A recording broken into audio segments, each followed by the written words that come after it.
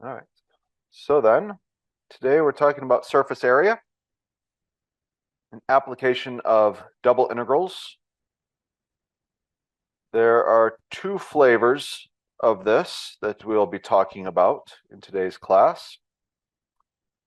The first is going to be surface area for explicit functions, and then we'll talk about kind of in the during class portion a bit more about surface area for parametrized surfaces.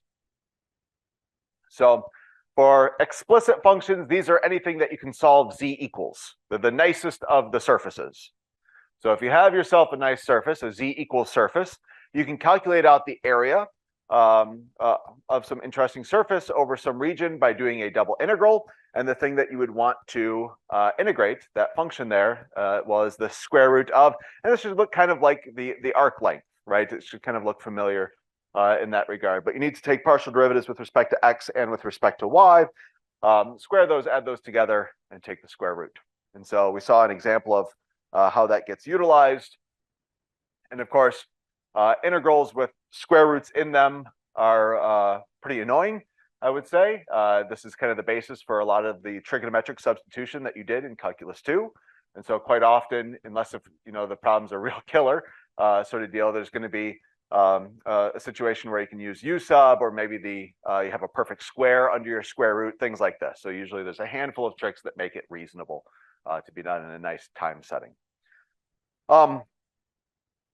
And then just kind of as a review about parametric surfaces. So I know that we've talked about these before, parametric surfaces, and kind of that's what we're leading into 16.6. So this is, again, we're doing surface area with parametrized surfaces. All right, so that's the pre-class video in a nutshell. Any questions before we jump into the new stuff?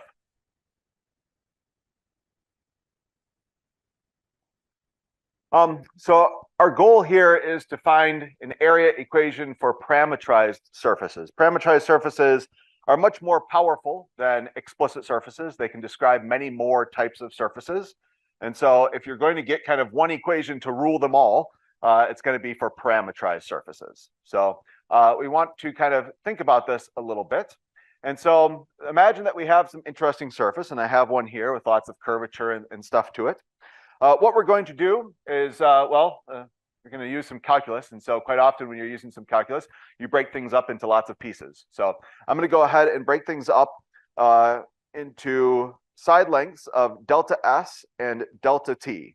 So kind of if you're thinking about this in an ST plane sort of deal. Small rectangles in this ST plane, each one with a relatively small width and length to it, this delta S and delta T, for some parameterization of the surface. Then if we were to look at one small piece, right? So I'm going to go ahead and just look at this piece right here. And again, it kind of it's hovering above this ST plane. It has some interesting curvature to it and all that sort of stuff.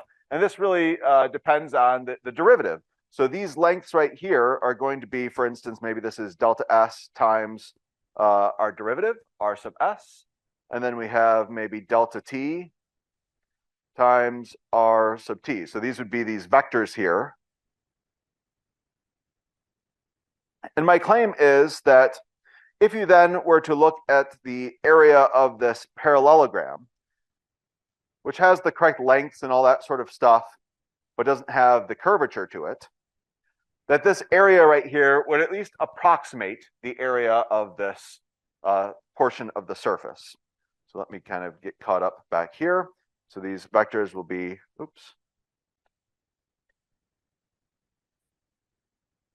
delta S times our derivative, R sub S, and then delta T times R sub T. So this will give at least an approximation for this area that we're interested in, this area of at least this piece. So then, of course, if you want the area of the entire surface, what we're going to do is that we're going to sum up the area of the parallelograms.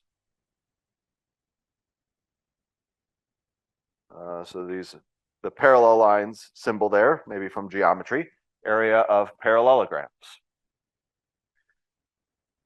Well, areas of parallelograms, we should remember a formula for this. This is something that came up, well, it's a long time ago now in 12.4. This is one of the main uses for a cross product. So we're going to have maybe delta S, R sub S, cross delta T, R sub T. And if you take the magnitude of that, that's going to give you this area of our parallelogram made by these two vectors. Now, delta S and delta T, these are constants, right? These are going to be things like, you know, hopefully they're small. Maybe that's like 0.1 and 0.3 or something like this, right? They're relatively small numbers, but they are constants. And so you may recall from our rules for cross products and magnitudes that you can go ahead and bring out constants. That really the vectors here, these derivatives, R sub S and R sub T, right? Those have to stay in, but you can go ahead and basically think about factoring out these constants.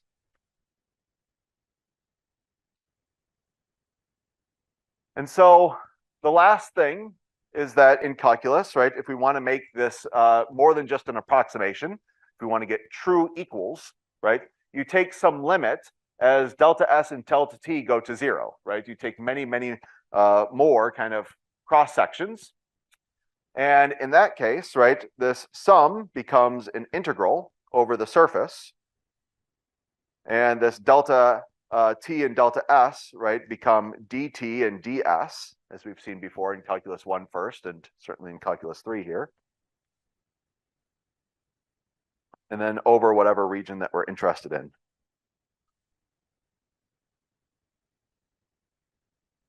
So this is at least the idea of how we develop the formula. And so formally, putting it in a box here, if you have a nice smooth surface and you're interested in the surface area, you have our S's ranging between A and B, our T's ranging between C and D. Then the area is going to be given by the magnitude of the cross product of these tangent vectors, dt ds. Again, T is ranging between C and D, S is ranging between A and B. Now this is a true double integral here, so I mean, you can switch the order of integration. If you want to integrate with respect to S first and then T, that's certainly fine. Maybe there'll be situations where you need to switch this into polar, but at this point, right, it's just another double integral. The book, by the way, it likes to use U's and V's a little bit more than S's and T's. And of course, if you Google search and whatnot, you may see either or. So if it uses parameters U and V rather than S and T, I just want you to be aware of that and not freak out or anything. So here's the same thing written, but just with U's and V's rather than S's and T's. All right, and just as a remark, you can use this now upgraded theorem here to prove the formula from the pre-class notes, the 15.6 formula that we got. So then our parameterization of our surface would just be x is itself, y is itself, and then z is, well, remember it was a z equals a function of x's and y's. So you just input that. And then if you use this cross product of our derivatives and then throw it into a magnitude, you get exactly that formula. So that's where that comes from. Okay, so I would like to do an example. This one I've typed out ahead of time, and it has it done in the parametrized sense. So I'd like to at least talk through and show you really the story of this is how much of a pain it is, more than anything, right? But you also should be able to identify the key steps here. So let's go ahead and suppose that we're interested in, right, we have this tilted plane, and of course the plane would go on forever, but we're only interested in the piece that lies inside of the cylinder. So if I was to kind of draw out here really quick, we have this cylinder here, it has radius 2, x squared plus y squared equals 4. And then we have some interested, slanty plane, and it goes on forever, but there's a piece of it that lies inside of the cylinder.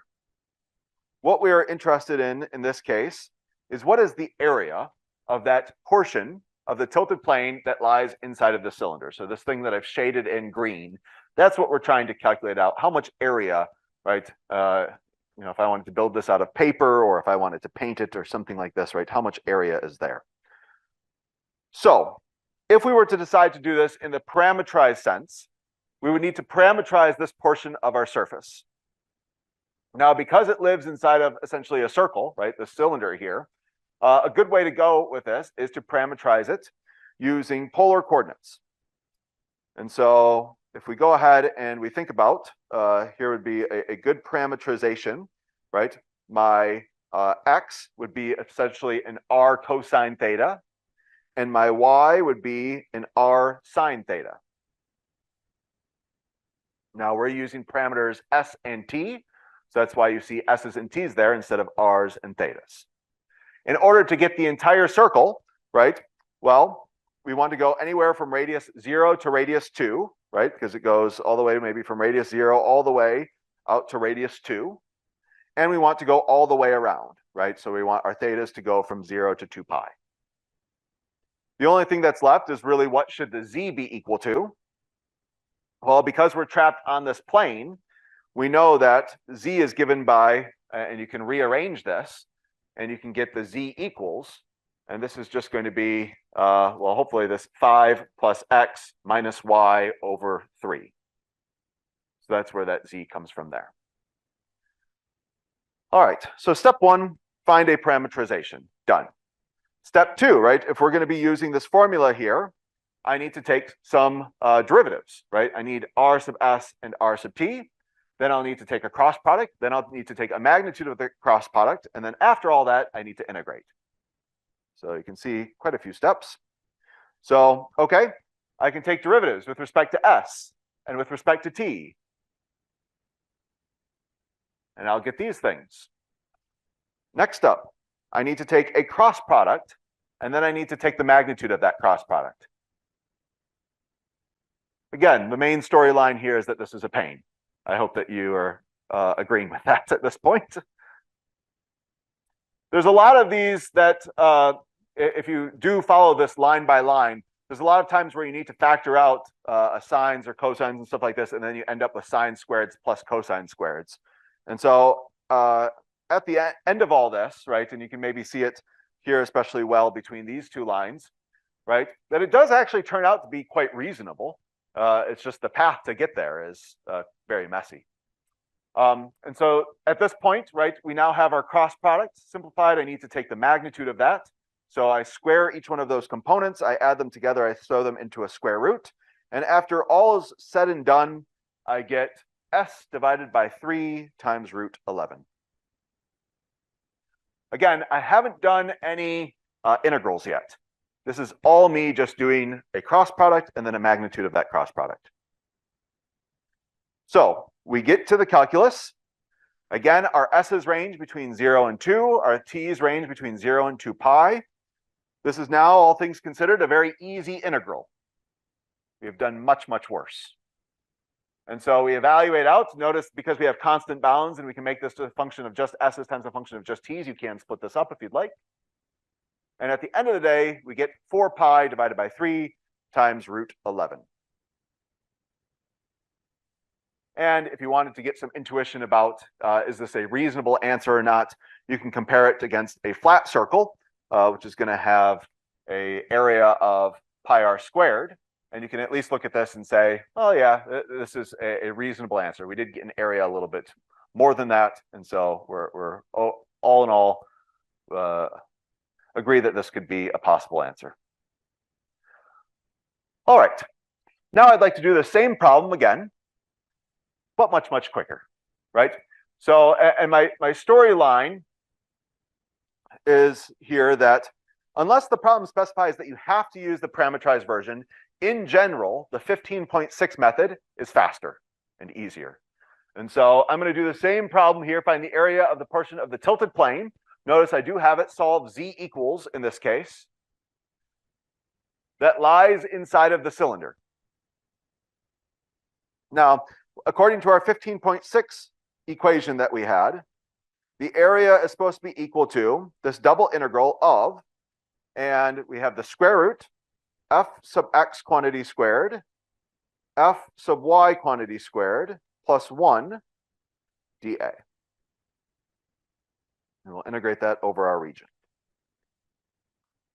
That f that it's talking about is this z equals equation, right? It's supposed to be z equals some function with x's and y's in it. So that is my function with x's and y's in it. Why don't we go ahead and maybe first off, before I start taking partial derivatives, let me just distribute this really quick. I'm going to write it as 5/3 minus 1/3 x plus 1/3 y. So I'm just distributing that division by 3. All right, now we're ready to go ahead and start evaluating. So first I take a partial derivative with respect to x. I get negative 1/3. Next, I take a partial derivative with respect to y. I get positive 1/3.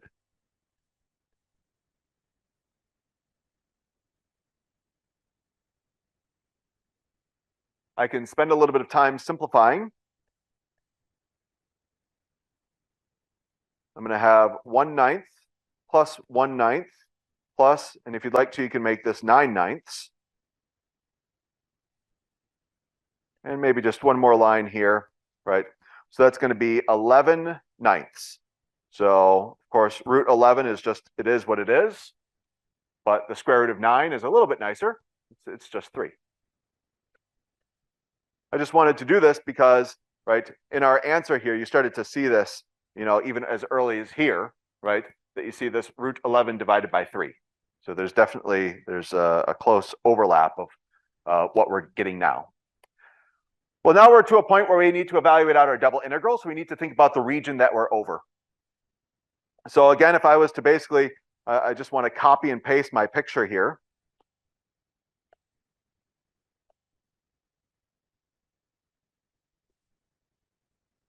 Remember, when we're doing a double integral, this is an integral in the xy plane, right?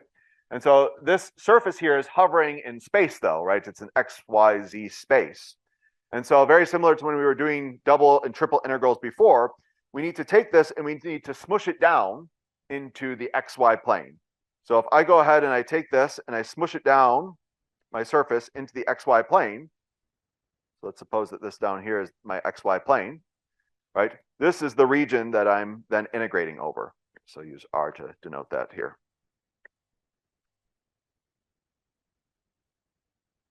So this is still inside of my cylinder. X squared plus y squared equals 4, but now it's in the xy plane, right? So it has a z value of 0.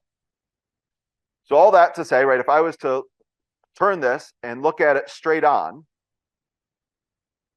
in my xy plane in order to try to figure out how should I integrate this with a double integral, I hope now that everyone's leaning hard towards polar, right? Because we are inside of a circle of radius 2. And so if I was to go ahead and decide to, right, evaluate this using polar, I would have root 11 over 3. And then we need my r, dr, d theta.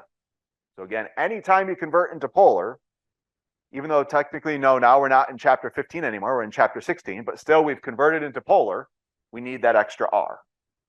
By the way, going back to this one last time here, S here was taking the place of R.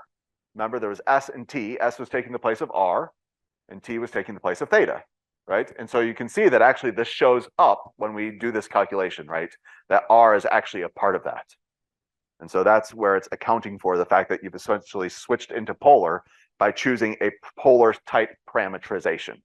So it knows as well. All right.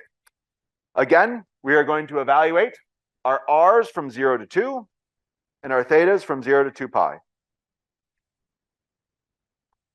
So from 0 to 2 pi, 1 d theta, from 0 to 2 of root 11 over 3r. We're going to have 2 pi, root 11 over 3, 1/2 r squared. Evaluate that from 0 to 2.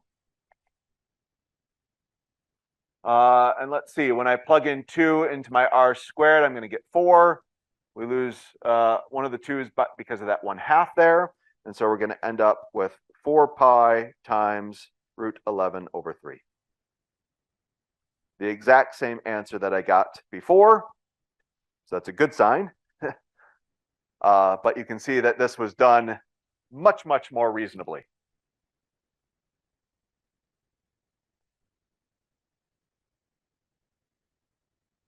Any questions on this one here? Yeah.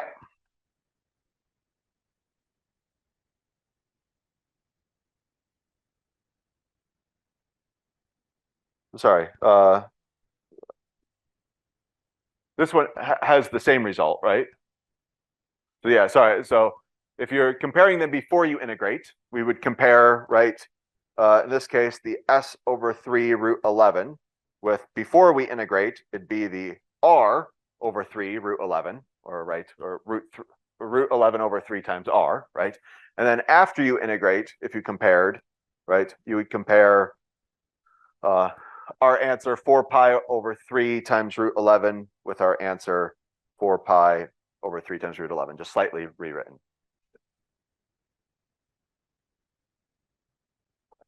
All right. Good. Any other questions before we move on?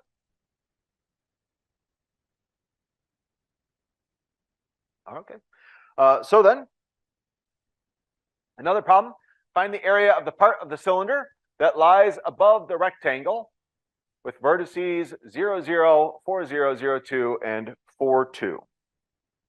And so again, you can solve this in 2 different ways. You could either parametrize the surface, right? Or you could try to do it explicitly, right?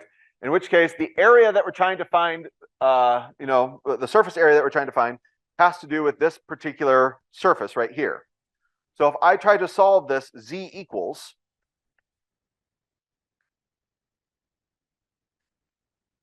I'm going to have a plus and minus situation.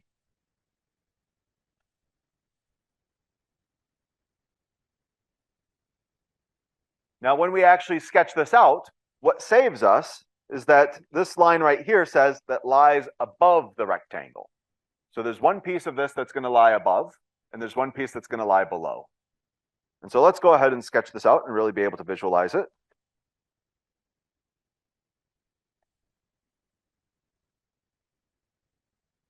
So this cylinder, y squared plus z squared equals 9, doesn't have any x's in it, right?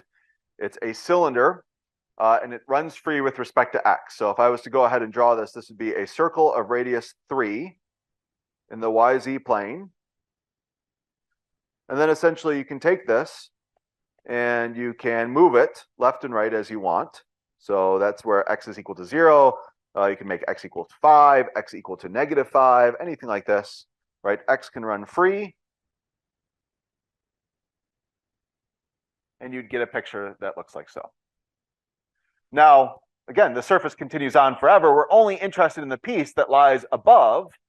And then it mentions some vertices in the xy plane. So some rectangle in the xy plane. So we have maybe 0, 0, 4, 0, 1, 2, 3, 4, 0, 2, and then 4, 2.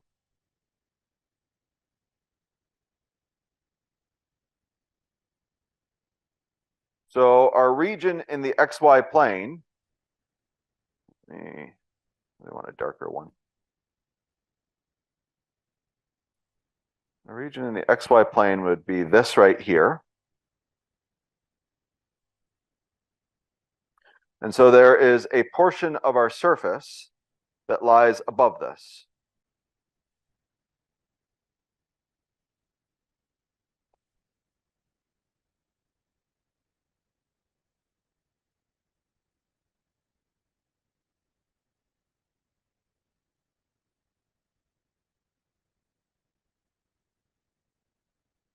There's also, of course, a portion that lies below it.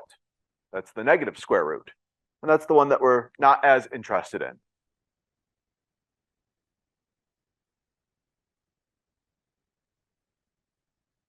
All right. So seeing this, I would be very much interested in solving this as a z equals. As we saw last time, this will typically be much, much faster than doing the parametrized method.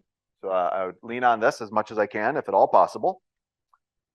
And so if I was to set up my area, this is going to be a double integral of a square root.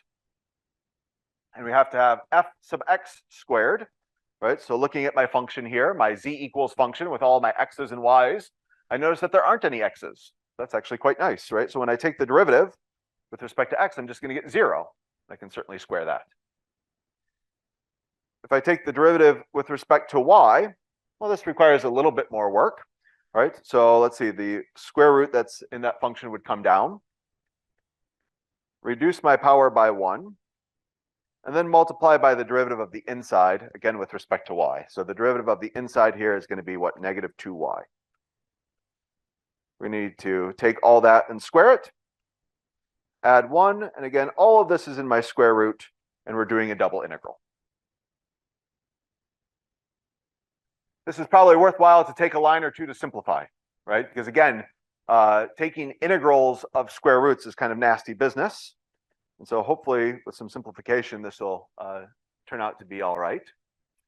So I guess the first thing that I notice is that there is a 1/2 and a 2. So that will nicely cancel out a little bit. And so let's see. I have a negative y that's in my numerator. So when I square that, I'm going to get y squared. So again, this negative y here. And then I have this negative 1/2 power. So that's really a square root, but because it's negative, right, it's in the denominator. So it's a square root in the denominator, but notice that this is actually being squared. So that square root and that square will nicely cancel out. And what I'll be left with is still, it's in the denominator, but at least the square root went away, right? And so we have this 9 minus y squared. The last thing is I still have that plus 1. And I'll say that, you know, although back in the algebra days, it seemed like it was just a way of torturing you or whatnot by trying to get you to make common denominators, but it really has purpose, right? And so this is a case where you really can see that if you get a common denominator here, you can actually make progress when before it would be much more difficult. So I'm going to get a common denominator, and what you can see here is that the negative and positive y squared will nicely cancel out. I noticed that there was something in the Q&A, so let me go ahead and jump back to here. Oh, it was a little while ago. I apologize for missing it. Why is the radius ranging from 0 to 2? Wouldn't it be larger than 2 since the circle we are integrating with regards is slanted? So again, it's you have to be careful because if you're thinking about the slanted bit, then it's not even a circle. So it's going to be an ellipse because it's the slant.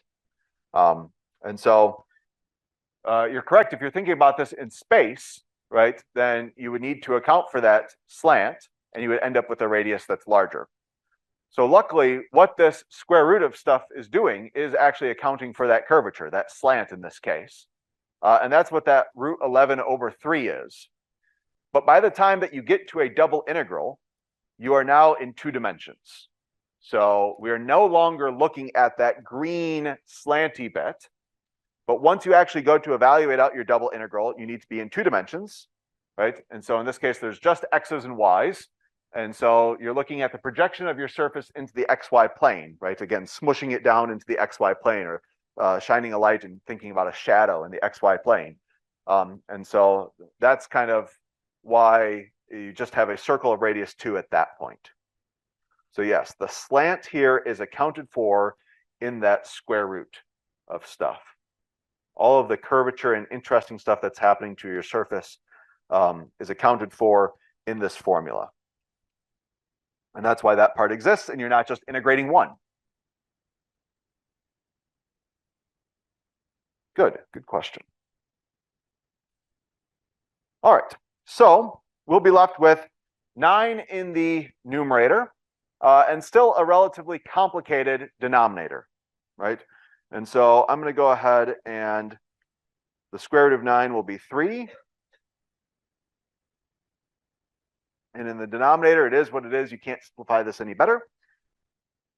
And at this point, right, let's go ahead and set up some bounds and whatnot. My x's range from 0 to 4 and my y's range from 0 to 2, right? If I was to take this and look at it head on in the xy plane, I hope everyone would agree that we should be integrating this maybe in Cartesian, that this is not looking very circular. But between integrating x first or integrating y first, there's not a strong preference because it's just an actual rectangle. So if I had my decision to be made, right, and if I was doing this on an actual quiz or an exam or something like this, I'm not looking forward to integrating this with respect to y personally. And so I'd probably do the x first just because in hopes of getting more partial credit, right? So I would do this, x ranging from 0 to 4 and y's ranging from 0 to 2. Of course, you can then split this up. And when you do your x integral, you'll just get a 4. You can also bring out that 3 as well. So 4 and 3 is going to make 12. And so then you're left with this more difficult bit right here.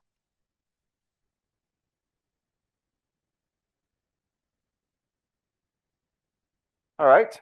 So now my challenge question for everyone here. Does anyone remember what this evaluates to? This is one that you could almost have memorized. Yeah, so online, it looks like a few of you guys have it. And especially if you, instead of a 9 here, right, this was a 1, then this is exactly just arcsine. So that 9 here kind of ruins things a little bit, right? And so you do need to use some U substitution.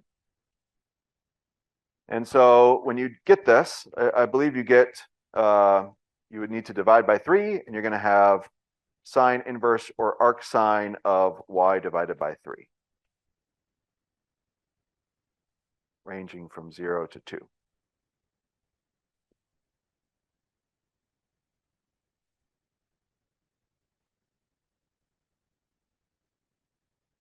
Yeah, that's correct. So we can double check if we take the derivative of this, hopefully we get back to where we started. And then we'll just need to plug in our 0 and our 2. So this would be what I believe 4 inverse sine of 2/3, and then the inverse sine of 0 is just 0.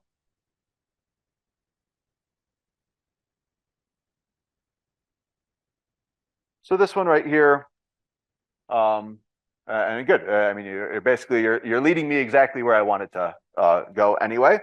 The question in chat is, would any trig subs like this be on quizzes, exams, or just WebWorks? So I would say that this problem right here is much more appropriate for, well, an in-class problem, right, where we can kind of talk about it together, or on WebWork. It's not as appropriate on quizzes and exams.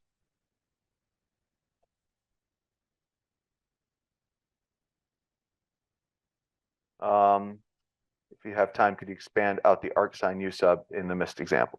Oh, yeah, that would be fine. Yep.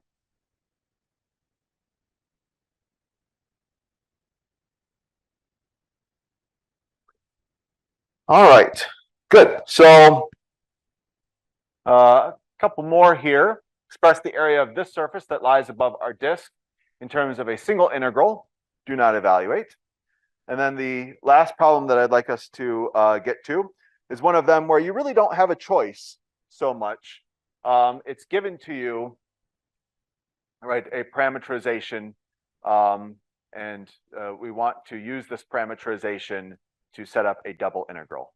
So this one, I tried to make a problem that's a little bit more reasonable to be done on a quiz or an exam by giving the parameterization to us, and it has maybe easier derivatives than the one that we did previously. All right, so let's maybe try to get through 611 here relatively fast. That way we have more time for this next one. All right, so, well, we already have a z equals. That's quite nice. This is kind of a bit of a mysterious surface. It's actually kind of one of these bell curve sort of examples. And we're interested in only the piece that lies above this disk in the XY plane of radius 2. And so if I was to go ahead and set up my formula, we need to take a partial derivative with respect to x of our z equals function. So in this case, we have z equals and all of our stuff with x's and y's there. So if I take the derivative of e, we get itself, multiplied by the derivative of the inside with respect to x. So the derivative of the inside is going to be negative 2x. All this needs to be squared. Next up, a derivative with respect to y. Well, the derivative of e is itself, multiplied by the derivative of the inside. That's going to be negative 2y. And again, all this needs to be squared. Then we're going to add 1, throw that under a square root. And this one we're not going to evaluate, but we do need to get it down to at least a single integral.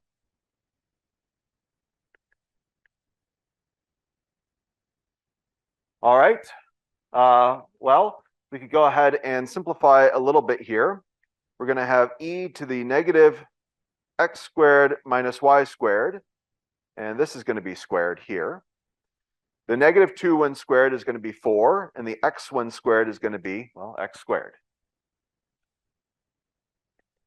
Likewise here, this stuff being squared, and then negative 2 squared and y squared will give us a 4y squared.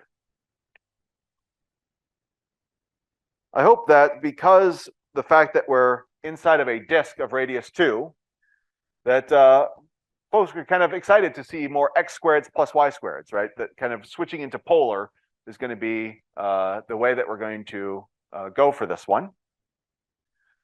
And so if I start to switch into polar now, I guess two things I can do here, right? Well, if I factor out this negative that's in my exponential, right? You see that this is going to be x squared plus y squared. So this is going to be e to the negative r squared. The other thing that you can do, right, is whenever you have powers raised to more powers, they multiply. So, right, the old algebra theorem was if you have a to the b and you raise that to the c power, right, that this is a to the b times c. So if you'd like to, and you know, you wouldn't have to write as many parentheses with this, rather than taking this and raising it to yet another power, squaring it, right, you can just multiply. So this would be e to the negative 2r squared. So that's maybe a little bit nicer to write, that you don't have to keep on having powers raised to more powers. So if I factor out this quantity from each of these, we're going to have 4x squared plus y squared, right? Because this term has the x squared and this term has the y squared, plus 1. My dA, I'm going to transfer that into polar, so r dr d theta. R's are going to range from 0 to 2. Thetas are going to range from 0 to 2 pi.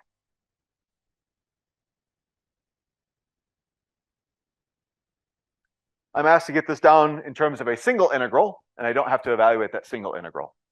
So I need to evaluate one of these two then. I need to either evaluate the r integral or the theta integral. And I hope that everyone's thinking that the theta is right. There's really no thetas in any of this expression here. We have nice constant bounds. So just like we talked about previously, you can kind of split this up, 0 to 2 pi of 1 d theta. And this is just going to evaluate to 2 pi. And then all of the stuff with our r's, the complicated stuff, that can just stay as is.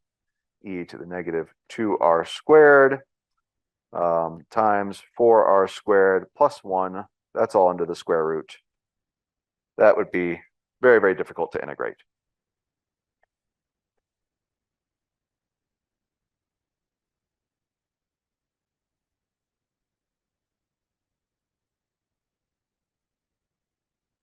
So that would be my final answer here.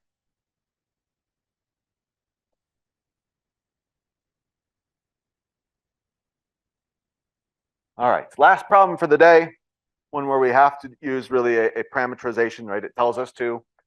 So in this case, and you can imagine, you know, even on a web work quiz or an exam or something like this, I mean, it could not give you this lead up and it could just say, here's a parametrization. well, now you really don't have much of a choice, right? So here's a parameterization, calculate out the surface area. So, all right, here's a parameterization. Let's go ahead and calculate out the surface area, evaluating as a double integral here.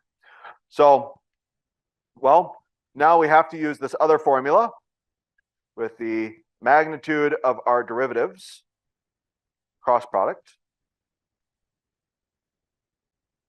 something like this. So to that end, why don't we go ahead and first start taking some derivatives, and then maybe we can take a cross product. So first, a derivative with respect to s. That's going to be 1, 0, t squared. Next, a derivative with respect to t. That's 0, 1, 2st. So again, when I'm doing these, I'm looking at my parameterization that's given to me, and then I'm taking derivatives, component by component.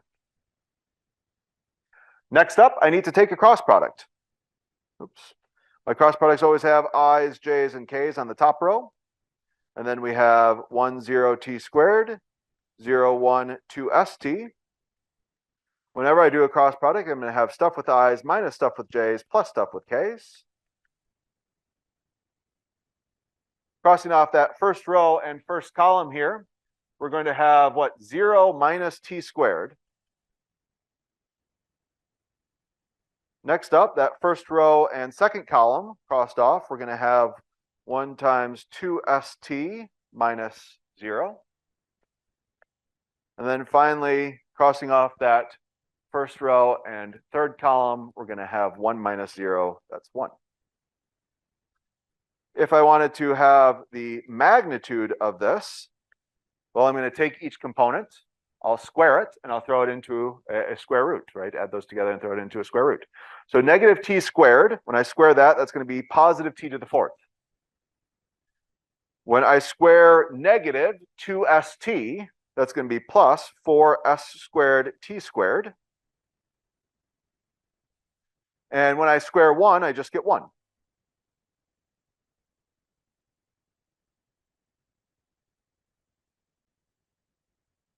All right, so this is the quantity that I'm going to be inputting into my double integral here.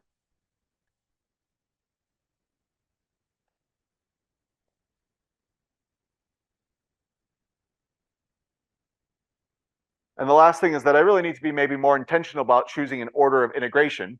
Originally, I wrote down ds dt. If I stayed like this, notice my s's range from 0 to 1, and my t's range from 0 to s. Can anyone tell me why this is alarming or why this is wrong? Yeah. Exactly. So our last bounds here need to be constants, right? And so if we were to actually sketch this region and everything, you'd also see that this is quite alarming as well. And so therefore, with the parameterization that's given to us, really I should do dt and then ds. That makes sure that when I evaluate out my t integral, right, the s's haven't happened yet, and so I can have s's in the bounds. But your final limit of integration should always be just numbers. So for this one, as it says, right, we're going to set up our double integral, simplifying as much as possible, but without evaluating the integrals. So we've simplified our square roots and all that sort of stuff as much as possible. We've set everything up. But yeah, this would be a very difficult one to integrate. Because again, you see this t to the 4th and plus t squared plus 1 all inside of the square root. This is kind of very nasty. All right.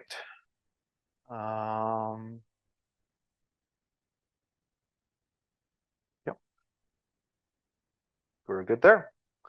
All right. Well, there are some additional videos. I know that tiny URLs here or whatnot. I would recommend, if you download this PDF, you can just click on them. They're clickable URLs. And so if you would like to see kind of more videos that I think will be useful for maybe some of the web work homework as well, especially when it comes to parametrizing and stuff like this, I would invite you to watch these. Otherwise, that's it for today's class. So we're done a few minutes early. Again, thanks everyone.